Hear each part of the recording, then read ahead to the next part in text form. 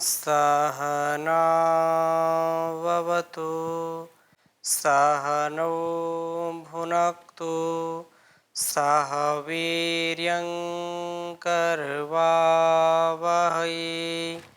तेजस्विनावधीतमस्तु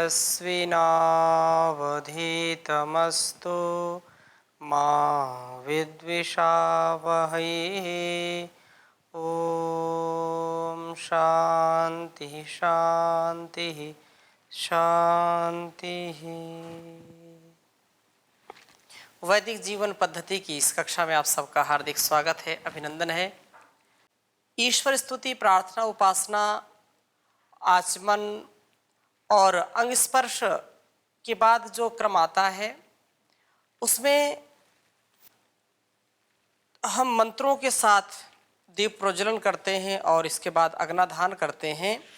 तो इसमें जैसा कि पहले भी संकेत किया था कि ओम भूर्भुवः स्वः ये महाव्याहृतियाँ हैं और इसके संदर्भ में ब्रह्म यज्ञ का जब हमने व्याख्यान किया था, स्वाध्याय किया था, उसमें बहुत सारी बातें आई थी। तो प्राणायाम मंत्र में भी ओम भू, ओम भुवः, ओम स्वः, ओम महः, ओम जनः, ओम तपः, ओम सत्यम आदि की चर्चा की थी। तो यहाँ पर ओम भूर्भुवः स्वः ये इस मंत्र को बोल करके हम दीप प्रज्वलित करते हैं और इसका अर्थ ऐसे हम लगाते हैं कि वह जो परम पिता परमेश्वर है, जो सर्वरक्षक, हे प्रभु आप भू सबके प्राण स्वरूप हैं और भुवः दुखों को दूर करने हारे हैं, स्वः सुख स्वरूप हैं। जगत सृष्टा प्रभु के द्वारा उत्पादित अग्नि भूः पृथ्वीलोक, भुवः अंतरिक्षलोक और स्वः द्युलोक क्रमशः अग्नि, विद्युत और सूर्य रूप से वर्तमान है। मेरे द्वारा प्रज्वलित यह अग्नि भी इन तीनों अग्नियों का प्रतिरूप है। तो यह जो तीन रूप की बात की, तो मेरे अंदर भी इसको हम अपने भावों से जोड़ करके देखने का प्रयास करेंगे कि जैसे यह पृथ्वीलोक है, अंतरिक्ष लोक है, द्युलोक है, इनमें जितना विस्तार और जितना प्रकाश है वह विस्तार, वह प्रकाश मेरे अंदर भी हो। मेरा ऐसा सामर्थ्य बनना चाहिए, ऐसा सामर्थ्य मुझको प्राप्त होना चाहिए जो मुझको सतत ऊपर उठाने वाला हो, नीचे गिराने वाला नहीं होना चाहिए। सतत व्यक्ति का विकास, क्रमिक विकास कहें या सोपान के जैसे हम एक एक सीढ़ी चढ़ते हुए ऊपर पहुंचते हैं या अपनी मंजिल तय करते हैं, वैसे ही हर प्रकार से अपने जीवन को श्रेष्ठतम बनाने का प्रयास करना चाहिए। जैसा कि ऋषियों ने हमको उपदेश दिया है, हमारे जीवन को दिव्य बनाने का संकेत दिया है, तो हमको उसको शिरोधार्य करना चाहिए, उसको प्रमाद में, आलस्य में बिल्कुल नहीं छोड़ना चाहिए। यह मंत्र जो यहाँ पर उस परमात्मा के प्राण स्वरूप और जगत सृष्टा, सुख स्वरूप आदि दुखों के विनाशक के रूप में जो स्वीकार किया है, तो वही वास्तव में हमारा दुख हारने वाला है। और यह जो कुछ भी हमको मिलता है वो उसी की कृपा से मिलता है। तो ये जो वेद मंत्र हैं, इनकी जो अभिव्यक्ति है, इनका जो भाव है, वो हमारे अंदर यदि जुड़ेगा, हमारे हृदय में उतरेगा, तो किसी चीज़ का अभाव नहीं होगा, क्योंकि वही सब कुछ देने वाला है। और किसी कवि ने बहुत सुंदर बात कही है, मुझे तूने मालिक बहुत कुछ दिया है, तेरा शुक्रिया है, तेरा शुक्रिया है। तूने मुझे मालिक बहुत कुछ दिया है, तेरा शुक्रिया है, तेरा शुक्रिया है। न मिलती अगर दी हुई दात तेरी, तो क्या थी जमाने में औकात मेरी, न मिलती अगर दी हुई दात तेरी। तो क्या थी जमाने में औकात मेरी, यह बंदा तो तेरे सहारे जिया है, ये बंदा तो तेरे सहारे जिया है, तेरा शुक्रिया है, तेरा शुक्रिया है। यह जायदाद दी है यहाँ औलाद दी है, मुसीबत में हर वक्त इमदाद की है। हो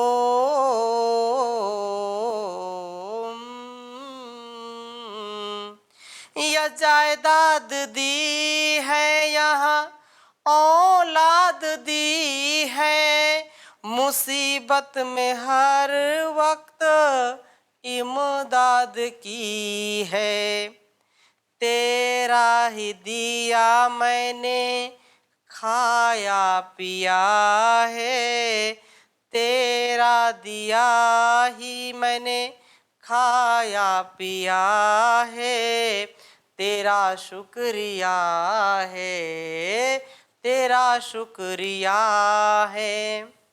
और आगे क्या कहा, मेरा भूल जाना तेरा ना भुलाना, तेरी रहमतों का कहाँ है ठिकाना। मेरा भूल जाना तेरा ना भुलाना, तेरी रहमतों का कहाँ है ठिकाना। तेरी इस मोहब्बत ने पागल किया है, तेरा शुक्रिया है, तेरा शुक्रिया है। तेरी बंदगी से मैं बंदा हूँ मालिक, तेरे ही करम से मैं जिंदा हूँ मालिक। तेरी बंदगी से मैं बंदा हूँ मालिक, तेरे ही करम से मैं जिंदा हूँ मालिक। तुम्ही ने तो जीने के काबिल किया है, तुम्ही ने तो जीने के काबिल किया है, तेरा शुक्रिया है, तेरा शुक्रिया है। तूने मुझे मालिक बहुत कुछ दिया है, तेरा शुक्रिया है, तेरा शुक्रिया है।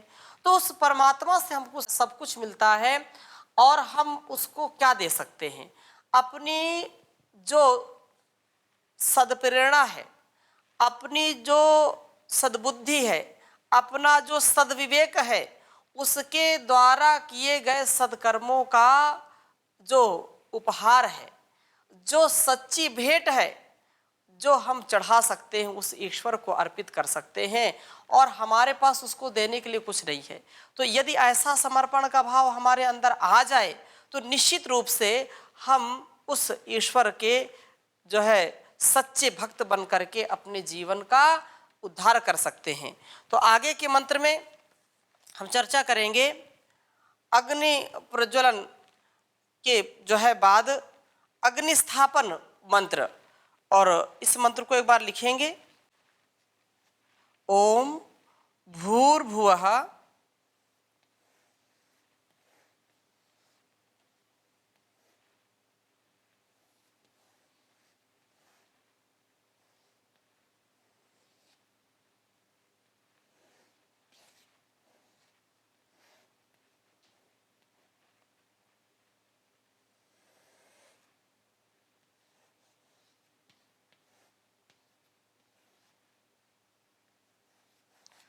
स्वद्यौरिव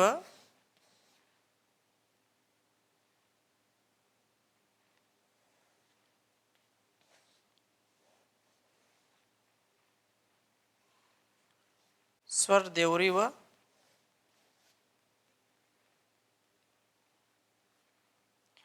भूमना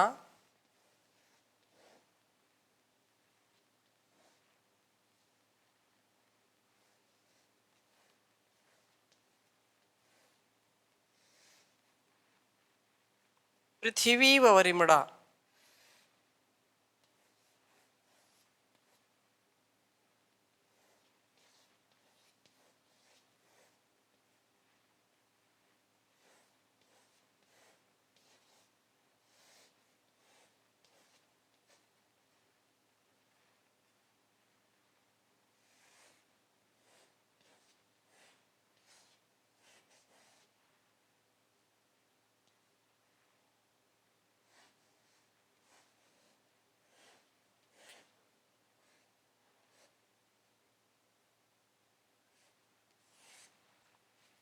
पृथ्वी वरिमड़ा तस्यास्ते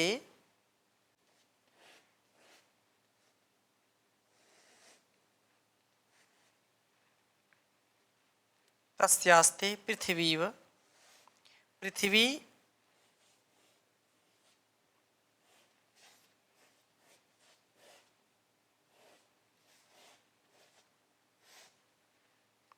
देवयजनी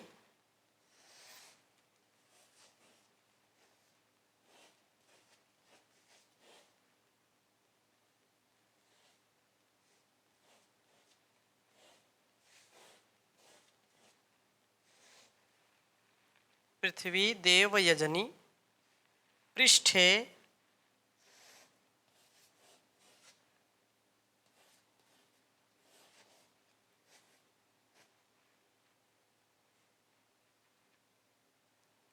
पृष्ठे अग्निमन्ना दमन्ना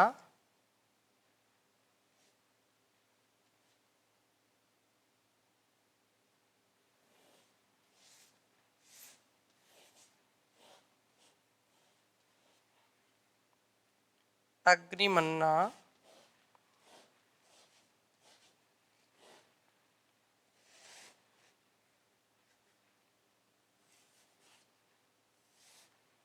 अग्निमन्ना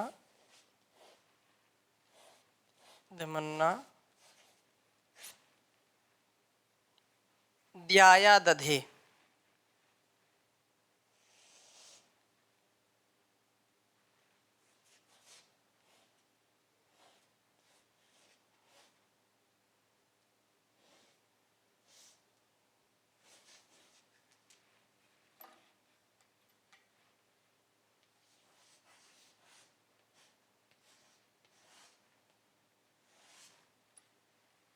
इस प्रकार से इसका उच्चारण करते हैं।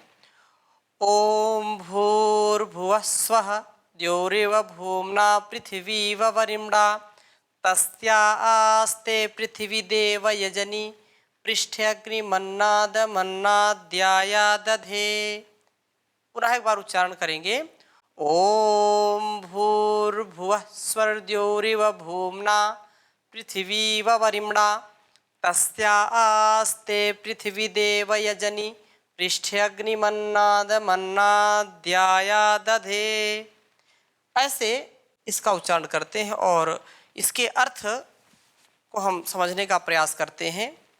बहुत ही सुंदर बात कही है कि यह जो ओम ईश्वर का जो वाचक है, हे सर्वस्रष्टा प्रभो, भूः आप सबके उत्पादक हैं, आप प्राण स्वरूप हैं, और भुवः आप सबके उत्पादक सर्वश्रेष्ठा हैं, भू सर्व प्राणों के प्राण स्वरूप हैं, भुवः दुखों के दूर करने वाले हैं, स्वः सुख स्वरूप हैं, द्यौः इस जो है द्यौः इव अर्थात प्रकाश करने हारे लोक के समान, भूमना महत्ता से पृथ्वी इव पृथ्वी के समान, वरिमड़ा श्रेष्ठता से युक्त हैं आप, तस्याह उस ते, तुम्हारी पृथ्वी जो विस्तीर्ण है, पृथु विस्तारे, जो विस्तृत है चारों ओर, देव यजनी, देवों का यजन जिसमें किया जाता है, उसके पृष्ठे, पीठ पर, अग्निम, अग्नि को, हवि के योग्य पदार्थों को खाने वाले, अन्नाद्याय, हवि को खाने के लिए, आदधे, स्थापना करता हूँ, अर्थात धरता हूँ। बहुत ही सुंदर बात कही है कि जैसे उस विधाता के प्रमुख ओंकार का जो है संबोधन, ओंकार का नाम लेते हुए कि हे सब जगत के उत्पादक, प्राण स्वरूप, दुख नाशक, सुख स्वरूप प्रभो, आपके आदेशानुसार मैं महत्ता से द्युलोक के समान, श्रेष्ठता से पृथ्वी लोक के समान जो यह विस्तीर्ण देव यजन यजवेदी है, उसके पीठ पर यजकुंड में हवि रूप पदार्थों को भक्षण करके सूक्ष्म रूप में फैलाने के लिए हवि रूप पदार्थों का भक्षण करने वाले अग्नि को स्थापित करता हूँ। जो हम अग्नि स्थापित करते हैं वह सारे जो है पदार्थों का भक्षण करने वाला है। और कहा अग्नि वही देवाना मुखम, अग्नि क्या है? देवों का मुख है। इस कारण से उस परमपिता परमेश्वर का जो विशेष अनुग्रह हमारे ऊपर है, तो हम भी यज्ञ कर्मों का अनुष्ठान करें। सारे जो भी द्रव्य मिले हुए हैं उन द्रव्यों को हम अग्नि को जो स्थापित कर रहे हैं, उन द्रव्यों का ग्रहण करके और कई गुना वो बढ़ा करके हम हमारे लिए और इस समष्टि के लिए वो दें। क्योंकि यदि वह परमात्मा जो प्राण प्रदाता है, कहते हैं कि वह संकट त्राता है। संकट त्राता प्राण प्रदाता, प्राण प्रदाता संकट त्राता, हे सुखदाता ओम ओम, सविता माता पिता वरेण्यम, भगवन भ्राता ओम ओम। तो वह परमात्मा हमारे लिए सब कुछ देने वाला है और वह प्राण स्वरूप है, दुख नाशक है। इस कारण से हम उसका हर प्रकार से गुणगान करते हैं, उसका ध्यान करते हैं। और ये जो हवि रूप पदार्थों को भक्षण करने के लिए अग्नि को जो है मैं स्थापित करता हूँ, कहाँ? पृष्ठ पर, अर्थात यज्ञवेदी पर। ऐसे ही ये हमारे अंदर का जो अस्तित्व है, ये हमारी जो इंद्रियां हैं, ये भी देव के रूप में हम इनको गिनते हैं। तो हमारे अंदर भी हम अग्नि को स्थापित करें।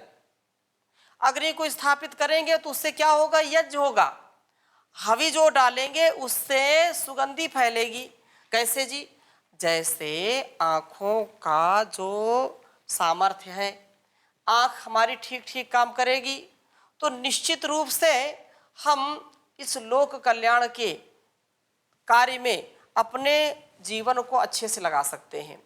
तथा यदि हमने इसको नहीं किया तो फिर यज्ञ नहीं हो पाएगा। अग्नि को धारण कर रहे हैं, अग्नि का स्थापन कर रहे हैं, वैसे भी जो नेत्र है अग्नि स्वरूप होते हैं ये। और इसी प्रकार से सारी जो कर्मेंद्रियां हैं, सारे जो पंच जो ज्ञानेंद्रियां हैं, वो यज्ञ कर्मों के लिए ही हैं। और ऐसे कब वो होगा? जब हम अग्नि का स्थापन करेंगे। अग्नि के स्थापन करने से ही ये दूसरे दूसरे अलग अलग पदार्थों का ग्रहण करने या अलग अलग व्यवहारों में प्रवृत्त हो सकती हैं। जब तक हमारे शरीर में, इस पृथ्वी रूपी शरीर में अग्नि का स्थापन नहीं होगा, तब तक यह संभव नहीं है कि हम अपने जीवन को विकसित कर पाएं। क्योंकि जब ज्ञान रूपी अग्नि या जठराग्नि हो, जठराग्नि भी यदि हम इसका स्थापन नहीं करेंगे या जठराग्नि बढ़ाएंगे नहीं, रोगी हो जाएंगे, तो हमारा शरीर एक रोग के प्रवेश से अनेक रोगों के लिए इसका द्वार खुल जाता है। और जो अपच है, अम्लता है, या जो भी शारीरिक जो उदरगत जो भी बीमारियां हैं वो होने लगती हैं। क्यों? क्योंकि अग्नि का स्थापन नहीं किया। अग्नि जिस कारण से प्रज्वलित होती है उन कारणों को हमने विकसित नहीं किया, अब्रह्मचर्य पूर्वक जीवन जिया, असंयमित जीवन जिया, जिससे हमारी जो इंद्रियां हैं वो कमजोर हो गई, हमारा जो सामर्थ्य था वो कमजोर हो गया। तो अब जो हम ग्रहण कर रहे हैं आहार के रूप में वह ठीक ठीक व्यवस्थित नहीं हो पा रहा है। ऐसे ही जब हम इसको ज्ञानपूर्वक अर्थात ज्ञानाग्नि से या जठराग्नि से अपने को युक्त करेंगे तो हमारा अस्तित्व बहुत दिव्य हो जाता है। जैसा ज्ञान होगा, जैसी हमारी मति होगी, वैसी हमारी गति प्रगति होगी, और नहीं तो दुर्गति होगी। इसलिए अपने अंदर भी इस पार्थिव शरीर में हम अग्नि का स्थापन करें, अर्थात ज्ञान अग्नि का स्थापन करें। नहीं तो यदि ज्ञान ना हो हमारे अंदर तो ये जीवन पशु से भी नीचे गिरने वाला है। येषां न विद्या न तपो न दानम ज्ञानम न शीलम न गुणो न धर्मः ते मर्त्य लोके भुवि भार भूता मनुष्य रूपेण मृगाश्चरन्ति। निश्चित रूप से ये शरीर हमारा मिट्टी के समान ही हो जाएगा यदि हम इससे स्वधर्म, स्वकर्म, स्व विवेक पूर्वक जो हमारा कर्तव्य कर्म है उसका अनुष्ठान नहीं करेंगे। तो यह मंत्र हमको संदेशा देता है कि हम जैसे कल जो है हमारी भावना रहती है कि हम बाहर का जो यज्ञ वेदी है या यज्ञ कुंड है उसमें हम अग्नि को स्थापित करके फिर उसको उद्बुद्ध करते हैं। और उद्बुद्ध करने के पीछे कारण क्या होता है, क्यों अग्नि स्थापन करते हैं, क्यों उसको उद्बुद्ध करना चाहते हैं? इसलिए उद्बुद्ध करना चाहते हैं कि उसमें हम हवि डाल सकें। हवि डालने से क्या होगा? हवि डालने से उसका जो आरोग्य वर्धक औषधियाँ उसमें जो पड़ी हुई हैं और जो रोगनाशक औषधियाँ हैं और जो मेवा मिष्ठान है जो पुष्टिकारक हैं, जो सुगंधि से युक्त हैं, ऐसे पदार्थों को उस अग्नि में डालेंगे जब अग्नि प्रज्वलित हो जाती है। और वो अग्नि में डालने से चारों ओर जब उनका हजारों गुना वो जल करके हजारों गुना उनका लाभ बढ़ जाता है। तो ऐसे लाभ बढ़ जाने से क्या होता है? लोक कल्याण होता है, लोक का हित होता है। और यदि अग्नि न हम उसमें स्थापित करें, अग्नि न जलाएं, केवल भस्म के ऊपर आहुति देते रहें या बुझी हुई आग के ऊपर, समिधाओं के ऊपर ही हम कुछ भी डालते रहें, घृत डालते रहें, सामग्री डालते रहें, तो क्या हित होगा? क्या यह लोक कल्याण होगा? क्या जो पर्यावरण प्रदूषण बढ़ रहा है उसको यदि हम कम करना चाहते हैं, यज्ञ करना चाहते हैं और अग्नि नहीं है तो क्या कर पाएंगे? नहीं कर सकते हैं। इसलिए सदा सर्वदा इस बात का ध्यान रखना चाहिए कि ज्ञान अग्नि से हमको परिपूर्ण हो करके जो अन्य, जैसे हमारे शरीर में 13 अग्नियाँ होती हैं और उन 13 अग्नियों में से यदि एक भी इधर उधर डिसबैलेंस हो गई, असंतुलित हो गई, तो हमारा जो व्यवहार है या हमारी जो दिनचर्या है, हमारा जो स्वास्थ्य है वो भी ठीक नहीं हो सकता है। इसलिए बहुत ही विवेक के साथ ये आत्मसात करना चाहिए इस वेद मंत्र को कि हमारे अंदर का जो विवेक है, विवेक अग्नि, जो ज्ञान अग्नि है, वो मैं स्थापित करता हूँ। और ऐसा करने से व्यक्ति का जीवन अच्छा बन जाता है। नहीं तो बहुत ही निराश, हताश व्यक्ति हो जाता है और कभी भी वो जीवन में श्रेष्ठता को नहीं प्राप्त होता है। जो ईश्वर भक्त है, जो ईश्वर के प्रति कृतज्ञता का भाव रखता है, ईश्वर की दी हुई शिक्षा को आत्मसात करता है, उसी का जीवन सर्वोत्तम होता है। बहुत ही सुंदर कही है बात, क्योंकि जब जीवन नहीं होता है तब इस जीवन का मूल्य समझ में आता है। और जीवन मिल गया तो लगता है कोई बात, ये तो मिल गया, ये तो सौगात मिल गई, उपहार मिल गया, और उसका फिर हम दुरुपयोग करते हैं। इसलिए क्या कहा, दुनिया जिसे कहते हैं जादू का खिलौना है, मिल जाए तो मिट्टी है, खो जाए तो सोना है। और रोते हुए आए थे, हंसते हुए जाना तुम,